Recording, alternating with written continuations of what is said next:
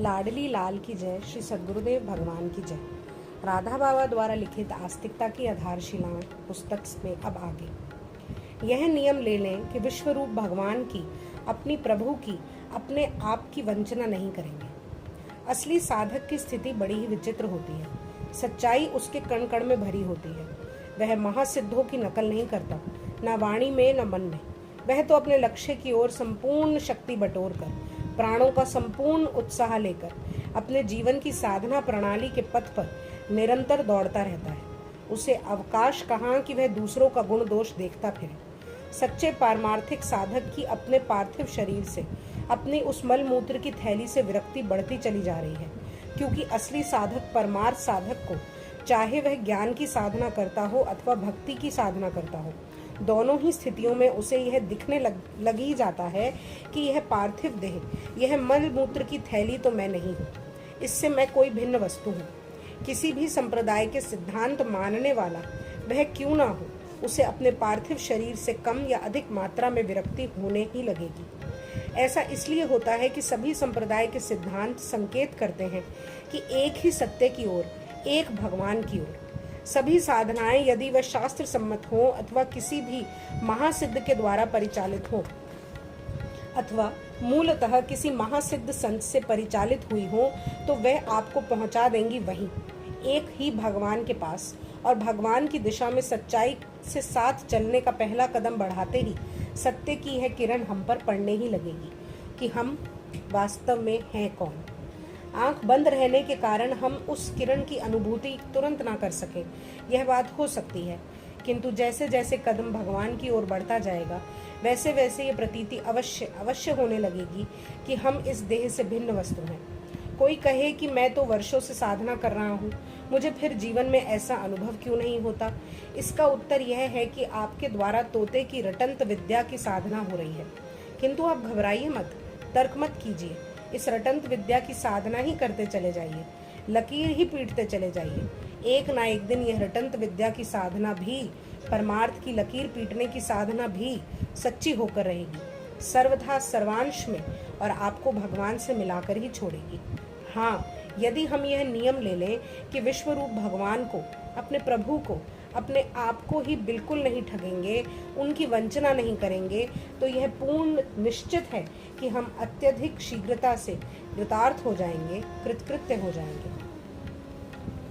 जगत के भोगों को बटोरना छोड़कर अपना मुंह भगवान की ओर कर लें। सोना जितना तपाया जाता है, उतनी ही अधिक उसकी उज्ज्वलता बढ़ती चली जाती है, उसकी शोभा निखरती चली जाती है। वैसे ही हम विपत्ति आने की आग में जितना अधिक तपते चले जाएंगे, उतना ही अधिक हमारे भीतर जो भगवान का दिया हुआ तेज है, वह प्रकट होता जाएगा। हमारी निर्मलता का सौंदर्य सबकी आंखों को आकर्षित करने लगेगा। किंतु हमें घबराहट होती है, विपत्ति की आशंका से हमारी नींद उड़ जाती है। विपत्ति तो आएगी, पीछे और आएगी कि नहीं, तथा आएगी तो किस रूप में, भारी या हल्की बनकर आएगी, ये सब तो पीछे की बातें हैं। हम तो विपत्ति की आशंका मात्र से अधमरे से हो जाते हैं। ऐसा क्यों होता है? इसलिए कि जगत के रचे पचे रहकर यहीं इसी जगत के भोगों में ही हम निरंतर सुख ढूंढ रहे हैं। पर यदि हम असली दृष्टि को अपना सकते, हमको किधर जाना है, उसको याद कर सकते, तो प्रत्येक विपत्ति, भारी से भारी विपत्ति, हमारे लिए स्वागत की वस्तु बन जाती। विपत्ति की आशंका हमारे मन में उल्लास का, नवीन साहस का संचार कर देती। किंतु अभी कुछ भी बिगड़ा नहीं है। सुबह का भूला हुआ यदि शाम को भी घर पहुंच जाए, अथवा शाम को भी घर की ओर जाने वाली सड़क पर घर की ओर मुंह करके दौड़ चले, तो बस काम हो गया, वह तो घर पहुंच ही गया।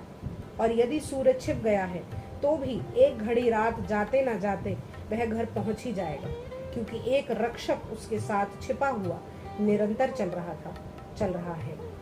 जहां आवश्यकता होगी वहीं वह उसे रोशनी दिखा देगा। अब आगे गड्ढे में गिरने से बचा लेगा, जंगली जानवरों को उस पर हमला नहीं करने देगा। दौड़ने के कारण जब उसे प्यास लगेगी तो उसे बड़ा ही सुखद ठंडा पानी पिला देगा, और थकान बढ़ जाने पर जरा सा उसे छू देगा, तथा इतने में ही उसकी सारी थकावट दूर होकर उसमें नवीन स्फूर्ति, नया बल आ जाएगा।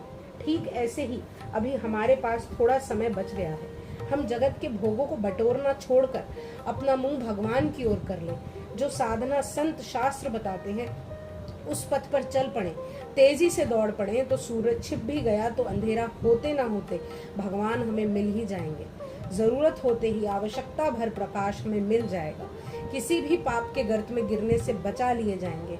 हमें हानि पहुंचाने वाले हमारे पास फटक तक नहीं सकेंगे। कोई सा दुख साधन के संबंध को लेकर होते ही हमें एक अद्भुत शांति का अनुभव करा दिया जाएगा। और जब साधन पथ पर आगे बढ़ने में असमर्थता का अनुभव करने लगेंगे तो उसी क्षण एक प्रेमिल स्पर्श की अनुभूति करा दी जाएगी और हमें एक नया ओज, नई ताकत आ जाएगी। दोष दर्शन की वृत्ति को पूर्ण शक्ति लगाकर दबाने की चेष्टा करें। जिस समय हम दूसरे का दोष देखने चलते हैं उस समय हमें यह सोच लेना चाहिए कि हम अपने आप को उसकी अपेक्षा बहुत अधिक ऊंचा और उस दोष से शून्य अनुभव कर रहे हैं। यह ऐसी भ्रांति है जो ऊंचे से ऊंचे साधकों तक का पिंड नहीं छोड़ती।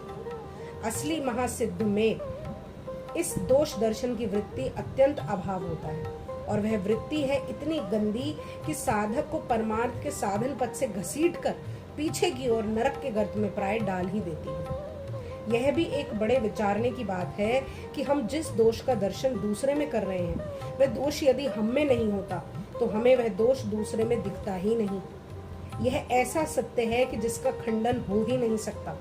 यद्यपि बुद्धिवाद तो परमार्थ सत्य को छू ही नहीं सकता, किंतु बुद्धिवाद के तर्कों को भी आगे चलकर इस प्रश्न पर स्वीकार कर ही लेना पड़ेगा कि हम जिस कूड़े का अनुभव अन्यत्र कर रहे हैं वह कूड़ा वस्तुतः हमारे ही अंदर है और उसी का प्रतिबिंब हम दूसरे पर डाल रहे हैं।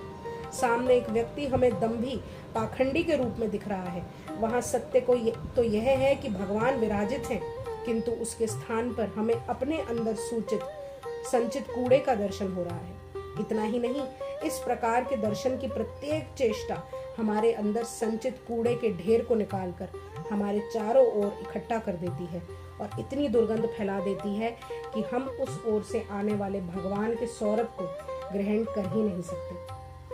अपनी ही दुर्गंधी हमें सत्य की अनुभूति से दूर ले जाकर तरह तरह का पाठ पढ़ा देती है और हम यह फतवा दे बैठते हैं कि अमुक तो ऐसा गंदा है, अमुक ऐसी गंदी है। जिन्हें सत्य का अनुभव होता है वह इस प्रकार का निर्णय कभी दे ही नहीं सकते, क्योंकि उनकी आंख में बुरी भली नाम की कोई भी वस्तु ना रहकर एक भगवान की सत्ता ही बची रहती है। राधा राधा राधा राधा।